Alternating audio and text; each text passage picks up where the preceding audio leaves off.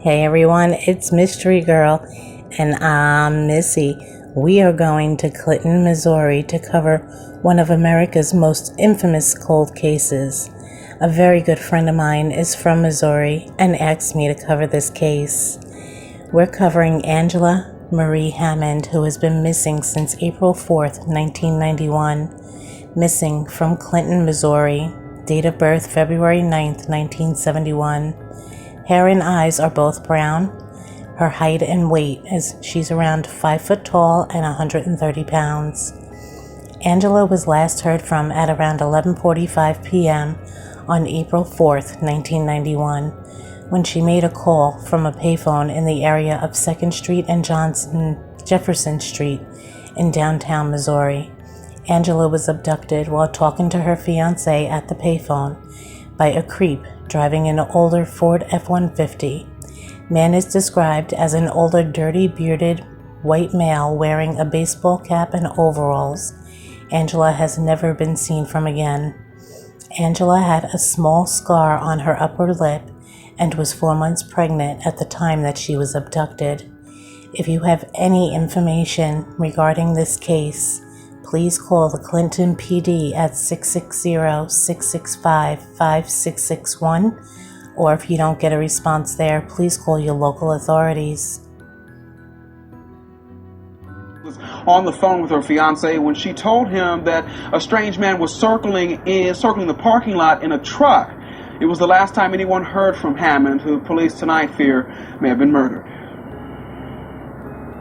The hardest part is the not knowing. It's been a long 18 years for Chris Hammond and his family, left with just memories and these photos of his daughter Angela. She was just a fun-loving girl that loved to be around people. But on the night of April 4th, 1991 in Clinton, Missouri, someone kidnapped Hammond from this phone booth. In fact, she was on the phone with her fiance, Rob Schaefer, saying a suspicious truck was circling the parking lot. A little time later, Rob hears Angela scream on the telephone. Hammond's been missing ever since and feared dead. Now, 18 years later. This would have been the corner of the old food barn parking lot.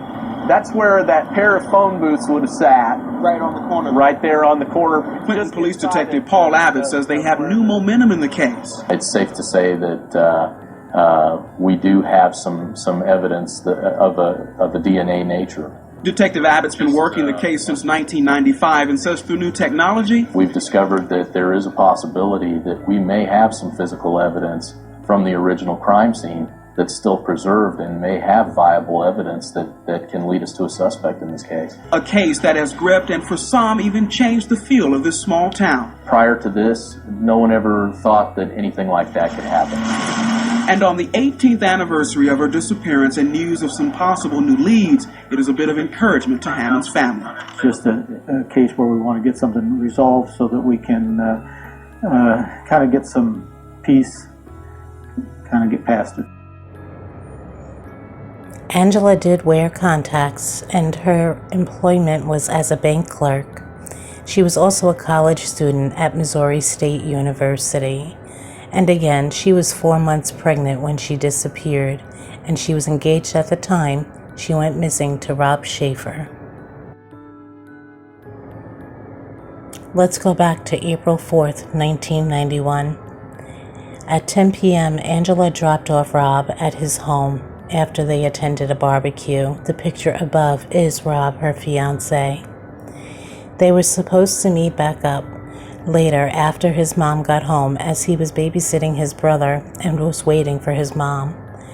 Angela hung out with her friend Kayla. According to some stories that I read, other stories didn't mention Kayla at all. And Angela called Rob at 11:15 p.m. from a payphone at the intersection of Jefferson and 2nd Street, which was 7 blocks away from where Rob lived. While on the phone with him, she noticed a Ford pickup circling the block a few times. The truck pulled over by the phones, used the phone, and got back in his truck, looking for something in the truck with a flashlight. Angela told Rob about the truck and described the man and the truck both to Rob. Angela asked the man if he needed to use the phone that she was on. He said he would try again in a minute. Angela continued her conversation with Rob. Only a few minutes later, Rob heard Angela scream.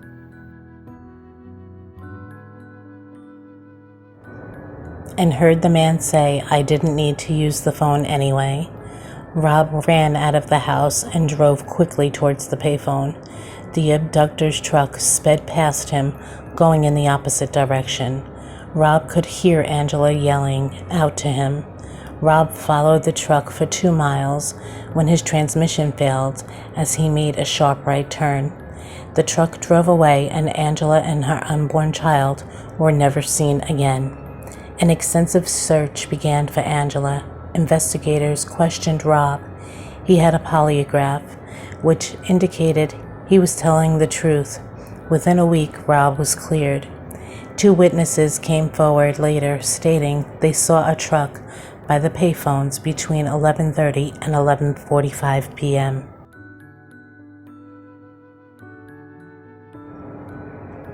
Angela's abduction was connected to 2 other unsolved cases. 2 days after Rob was cleared, the 2 unsolved cases were within a 100-mile radius. The first was a 42-year-old woman, Trudy Darby, who was missing since January 19, 1991, near Max Creek, Missouri. Trudy worked as a convenience store clerk and called her son to tell him a strange man was outside. Her son got to the store 10 minutes later, and she was gone. 2 days later, her body was found on the River Bark, 10 miles away from where she had been SA and shot 2 times in the head. Later, her half-brothers Jesse Rush and Marvin Cheney were convicted for Trudy's murders. It's believed they are involved in Angela and Cheryl's case, but haven't been charged as of yet. The second was 31-year-old Cheryl Kenny from Nevada, Missouri, 7 miles from where Max Creek was.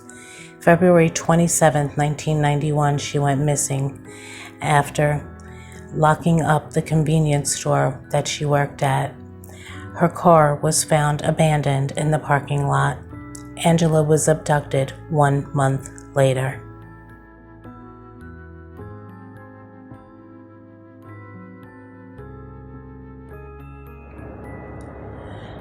In April of 2021, the 13th anniversary of Angela's disappearance, the Clinton Police Department was investigating a new theory.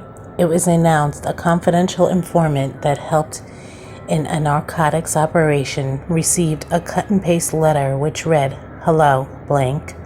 We know who you are. Number blank. People like you deserve what you get. We know where your foxy daughter is at. She will see us soon. Tell your wife she has our deepest sympathy in her future loss. Goodbye." Now, if you notice, it says we, us, and our, so that definitely says that it's more than one person. The letter was postmarked April 4th, 1991, the day Angela disappeared. Investigators believed those involved in the narcotics operation targeted the informant's daughter, but mistakenly abducted Angela Hammond. Investigators state they cannot rule this theory out. This note came from the original police file from the Hammond case. Police now think the kidnapper could have been targeting another young woman named Angela, the daughter of the local police informant. The note had been put to the side because police couldn't figure out how to connect it to the 1970s green Ford truck.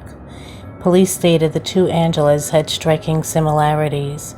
Revisiting the case file for the 3rd and 4th time, the police came across the letter for the very early stages in the investigation. Police said another break in the case might be made if an anonymous tipster that reached out would get back in touch with them about providing information about a person cops had previously investigated.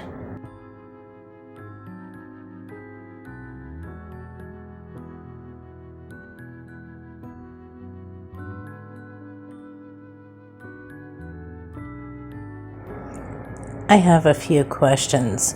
First of all, why would you not look into a cut and paste letter from a newspaper? Even if it didn't have anything to do with the truck, who knows if that truck was stolen? That letter was obviously of some kind of importance if it came on the same exact day that she disappeared. So to me, that's messed up. And what happened to the friend Kayla that she was supposed to have been hanging out with? Like I said, Kayla was mentioned in some stories and she wasn't mentioned in others. But if she was hanging out with a friend, what happened to her? She was never mentioned in anything else that I read. Now, since then, 3 go missing in Springfield, Missouri in 1992. They're murdered and may be buried near each other. And Angie Houseman goes missing in 1993. Are all of these connected, and could they have caught on to this so much sooner just by addressing this letter so much sooner in the early stages of the investigation? What are your thoughts? I want to know down below. Have you heard of this case? Are you from Missouri? The gentleman you're going to be seeing, this is a sketch of who the possible suspect may be. It's not a definite suspect, but it's a possible suspect. But to this day, they have no definitive leads. The main lead they have is the one they ignored from the beginning. And there is a psychic that has said that he knows where the bodies are, but has not been listened to. Angela Hammond was on the phone with her boyfriend outside a food barn. She saw a strange vehicle, and she's seen the car. It pulled over, and she screamed. That's her last trace. Robbie Through the town, but his truck broke down. Everyone covered this case, even Unsolved Mysteries. Back then, the biggest lead was a green pickup truck with a fish mural on the back. That best guess in the dark was treated as a rock-solid lead. That's exactly I have how. a new theory. The wrong Angela was abducted. Turns out there was an informant in another case who was being threatened. It was a case of mistaken identity. Pretty incredible. Did your Angela look like the other Angela? There were striking similarities. Very much so.